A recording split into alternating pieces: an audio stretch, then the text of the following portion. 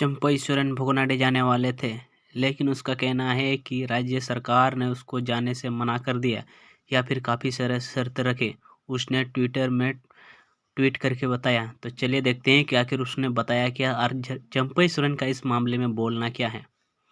राज्य सरकार ने फिर एक बार मुझे भोगनाडे जाने से रोकने के लिए पूरी ताकत झोंक दी है। मुझे कल 22 दिसंबर को वीर सिधु हुल फाउंडेशन द्वारा आयोजित संथाल परगना स्थापना दिवस कार्यक्रम में शामिल होना था। पिछले हुल दिवस 30 जून के दिन तो उनके पास वहां आयोजित हो रहे एक सरकारी कार्यक्रम का बहाना था, लेकिन इस बार वहां कोई भी अन्य कार्यक्रम नहीं हो रहा है। फिर भी सरकार कार्यक्रम को रोकने के लिए हर 2 हफ्ते तक कार्यक्रम की अनुमति के आवेदन को लटकाने के बाद कल जिला प्रशासन ने इसके लिए दर्जन भर मजिस्ट्रेट और नियुक्ति की कई उल्टी सीधी शर्तें लगाई और पूरे प्रशासन को अलर्ट कर दिया गया कि खबरदार किसी भी हालत में ये आयोजन ना होने पाए। क्या आपने कभी सुना है कि फुटबॉल खेल के दौरान मैदान में 2 मजिस्ट्रेट तैनात रहेंगे? क्या आपने कभी देखा है कि आयोजकों को 30 वॉलंटियर की लिस्ट आधार कार्ड के साथ थाने में जमा करनी होगी, अन्यथा आपके कार्यक्रम की अनुमति रद्द हो जाएगी? क्या आपने कभी सुना है कि आपको स्टेडियम से बाहर एक गेट तक बनाने की इजाज़त नहीं मिलेगी? यह तानाशाही नहीं तो क्या है? जब आप सड़क पर लोगों को चलने ही नहीं देंगे तो लाखों की भीड़ क्या आसमान से वहां उतरेगी? क्या ट्रैफिक प्रबंधन और नशा मुक्ति अब प्रशासन की नहीं तो बल्कि आयोजकों की जिम्मेदारी बन गई है? जुआ सट्टा रोकने का क्या आयोजकों को काम है? यह पुलिस क्या करेगी? उनका काम क्या है? सिर्फ निर्देश आदिवासियों पर लाठीचार्ज और फर्जी मुकदमे तैयार करना?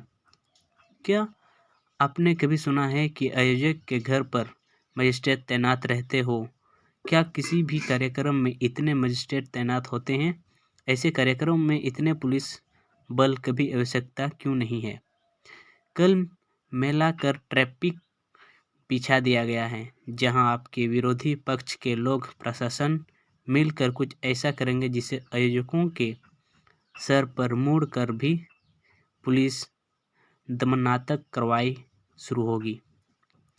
एक जनप्रतिनिधि के तौर पर झारखंड के विभिन्न जिलों में तथा राज्य के बाहर भी एक अक्सर सामाजिक कार्यक्रम का शामिल होता है।